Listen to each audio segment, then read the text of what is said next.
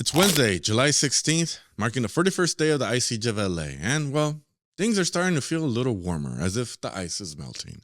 It's not completely gone, but we're not seeing the raids. Seems like the temporary restraining orders the federal judge approved are working. Seems like all we're seeing right now is ICE chasing cars around the city with judicial warrants, pulling them over and making arrests. Now, if they actually have warrants, we haven't seen any yet, but that's the hope, and that's the case. And if you're looking for reassurance that these temporary restraining orders will continue to work, our reporter Alexis Olivia Ray looked into a similar case in the north. Seems to be working up there. There hasn't been any raids, and any arrests have been with judicial warrants so far. We haven't seen much ICE or Border Patrol activity today.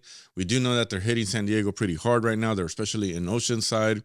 We did see an arrest in South Central. They were in Santa Barbara, in North Hills, and in Rancho Cucamonga, where we have a viewer-submitted video showing an arrest there of a young man. Up north in Watsonville, there was a moment of panic as agents came down on the grow house. People came out thinking it might have been an ICE raid, but it was actually the Department of Cannabis Control out there doing an investigation.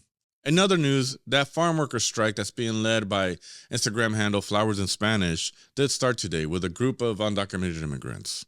They said in a video today that today we fight for ourselves, but tomorrow we fight for you.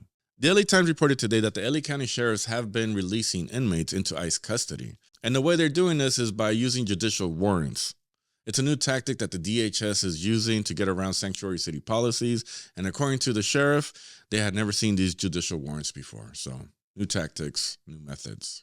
We also heard that the city of Santa Ana and Huntington Park will be joining the ACLU lawsuit, which brought forth these temporary restraining orders.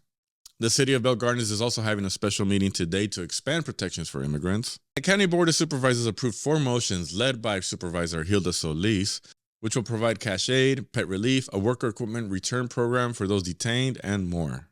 Our friends over at LA Public Press spoke to bus drivers who are thinking about taking matters into their own hands when it comes to protecting their bus riders from ICE raids. Now, Metro, as a public agency, can't technically deny access to other public agents to a public bus.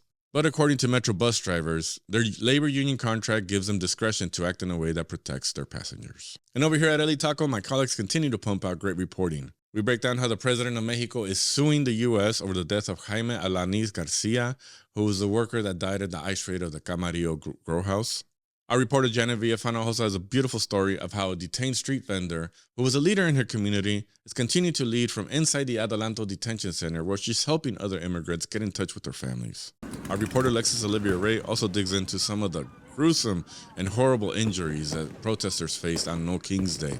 Well, that's it for me now. I hope LA can get a little bit back to normalcy now that things seem to be calming down. Watch out for those warrants though, and stay safe, LA.